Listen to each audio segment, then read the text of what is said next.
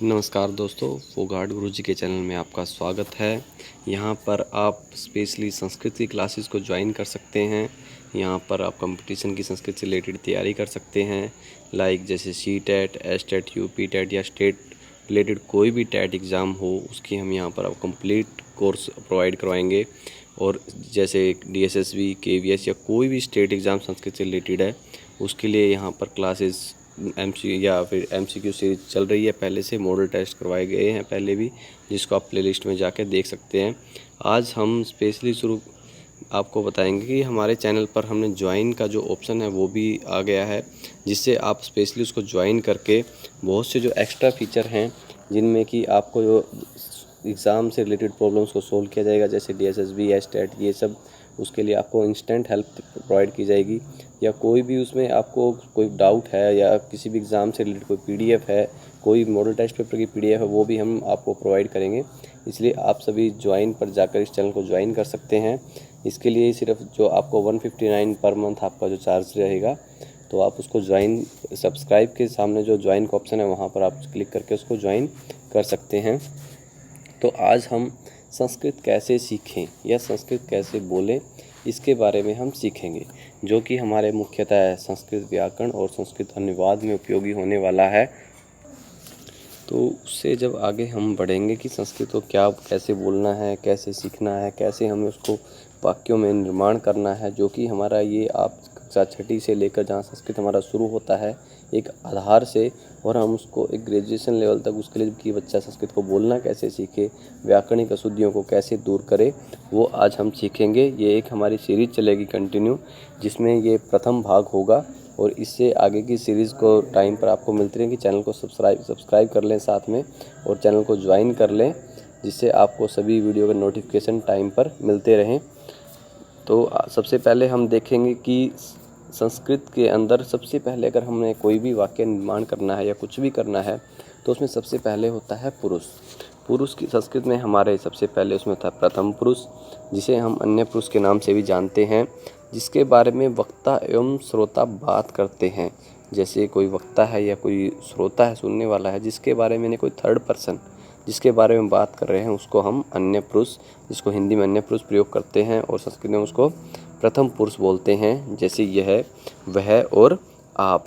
उससे आगे हमारा होता है मध्यम पुरुष। मध्यम पुरुष होता है श्रोता, कि जो सुनने वाला होता है, जैसे कि तुम या तुम सब, इसके लिए हम प्रयोग करते हैं। संस्कृत में हम द्विवचन में तुम दो का प्रयोग भी करते हैं, तो वो हमारा मध्यम पुरुष होता है। उसके बाद होता है उत्तम पुरुष, जो होता है वक्ता, बोलने वाला, कि मैं और हम, ये हमारे उत्तम पुरुष के उदाहरण हैं। तो यहाँ पर आप समझ गए होंगे कि हमारे संस्कृत में 3 पुरुष थे, प्रथम पुरुष, मध्यम पुरुष और उत्तम पुरुष। अगर सबसे पहले हम अगर सीक्वेंस में इसको ऐसे भी करते हैं कि उत्तम पुरुष क्या होता है, मैं। उत्तम पुरुष क्या होता है, मैं या हम, कि मैं, हम या हम दो।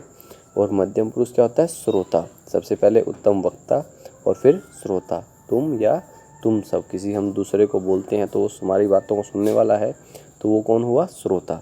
और फिर होता है हमारा प्रथम पुरुष। प्रथम पुरुष होता है अन्य पुरुष, कि जिसके बारे में वक्ता एवं श्रोता बात करते हैं। यह, वह और आप, ये हमारे प्रथम पुरुष के उदाहरण हैं। तो यहाँ पर आप अच्छे से इसको देख लीजिए, प्रथम पुरुष, मध्यम पुरुष और उत्तम पुरुष। संस्कृत में हमारे कितने पुरुष होते हैं, 3। कौन कौन से हैं वो, ये तीनों आपके सामने हैं, प्रथम पुरुष, मध्यम पुरुष और उत्तम पुरुष। और उसके बाद हमारा होता है वचन, कि संस्कृत में कितने वचन हैं, कि जिससे हमें ये ज्ञात होता है कि हम जो पढ़ रहे हैं या समझ रहे हैं, बोल रहे हैं, वाक्य निर्माण कर रहे हैं, अनुवाद सीख रहे हैं, कि हमें कितने के लिए, सामने हमारे 2 प्रश्न खड़े हैं, 2 आदमी हैं, तो उनके लिए हमें क्या प्रयोग करना है, हमारे सामने ज़्यादा हैं तो उनके लिए क्या प्रयोग करना है, उसके लिए हमें वचन का ज्ञान होना आवश्यक है।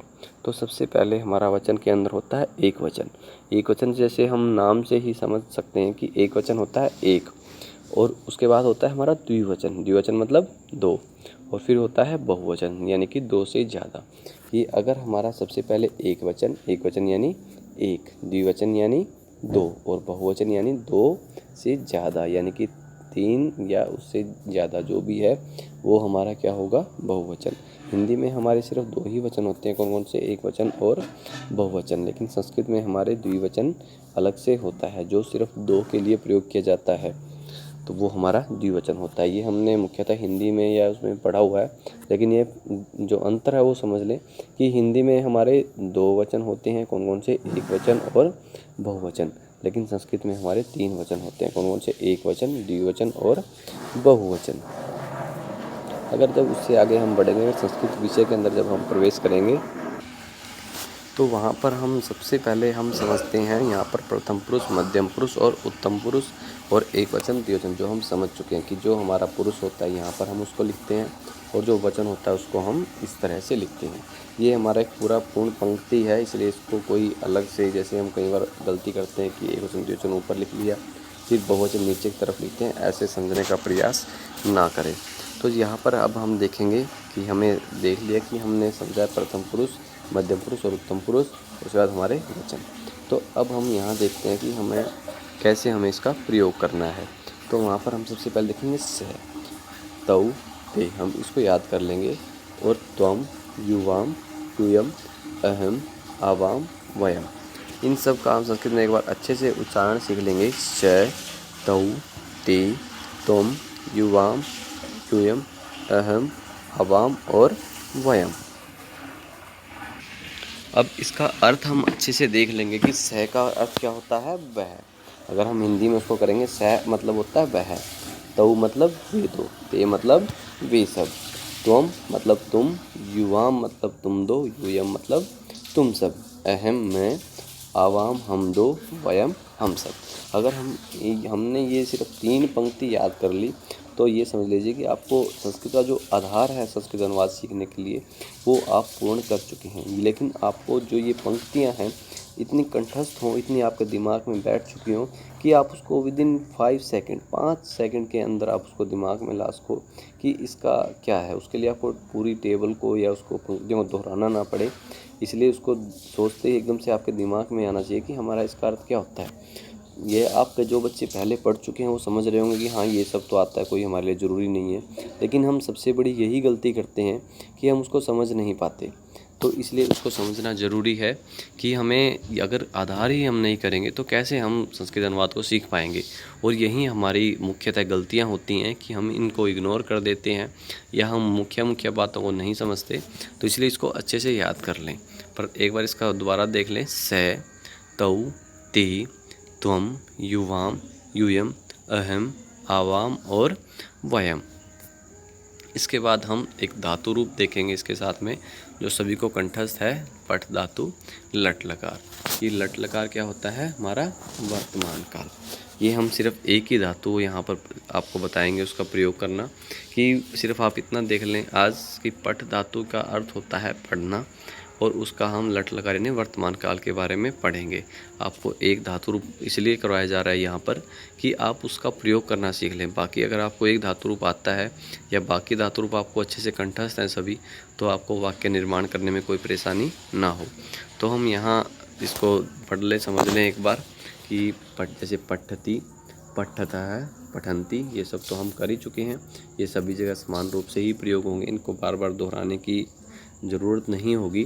तो इसलिए यहाँ पर देख लें, प्रथम पुरुष, मध्यम पुरुष, उत्तम पुरुष और एक वचन, द्विवचन, बहुवचन, कि पठती, पठता है, पठंती, पठसी, पठत है, पठत, पठामी, पठावह, पठामह।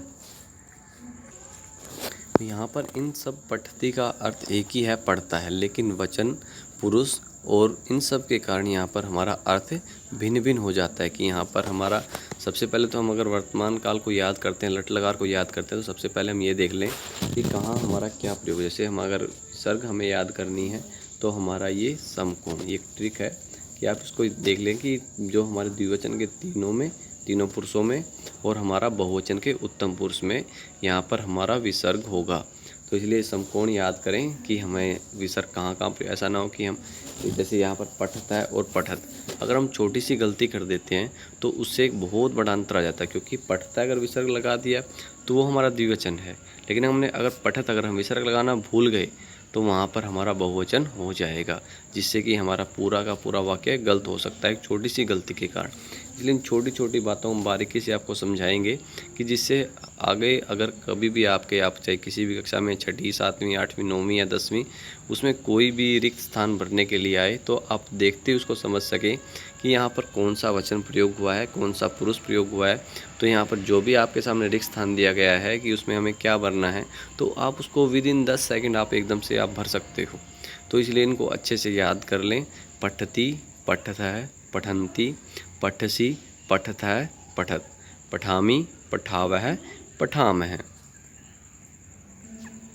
आज हम इस भाग में इतना ही करेंगे। इससे आगे का जो भाग है वो कल आ जाएगा उसमें, जिससे कि आपको जैसे हमने पहले सीरीज उसमें किया, यहाँ पर हम आपको बता दें एक बार कि जैसे हमने ये प्रयोग करना सीखा, सहतौ ते, त्वम युवाम यूयम, अहम आवाम वयम, इसका क्या महत्व है। और जो हमने अभी पठ धातु का लट लकार पढ़ा, तो इनसे ही हम वाक्य निर्माण करना सीखेंगे। ये आपका एक आधार है, इसलिए इनको अच्छे से कंठस्थ करें, देखें, समझें और फिर उसको पुनरावृत्ति करते रहें। और अगले भाग में हम आपका इससे हम वाक्य निर्माण करना सीखेंगे। तो ये हमारा प्रथम भाग है। अभी ये थोड़ा सा सीरीज़ लंबी चलेगी, क्योंकि देखो संस्कृत अगर हमें किसी भाषा को सीखना है तो उसका आधार और अनुवाद हमें पता होना चाहिए। तो इसलिए सभी बच्चे इस वीडियो को ध्यान से देखें। जहाँ भी आपको कहीं डाउट है वो कमेंट सेक्शन में आप लिख सकते हैं। कहीं भी आपको कुछ पूछना है, कोई भी समझ में नहीं आ रहा है, उसको आपको बताया जाएगा। जहाँ तक कोशिश होगी उसको समझाया जाएगा। तो आप उसको ध्यान से पढ़ते रहें और अपनी टिप्पणी पुस्तिका में उसको अच्छे से नोट कर लें। धन्यवाद। Thank you.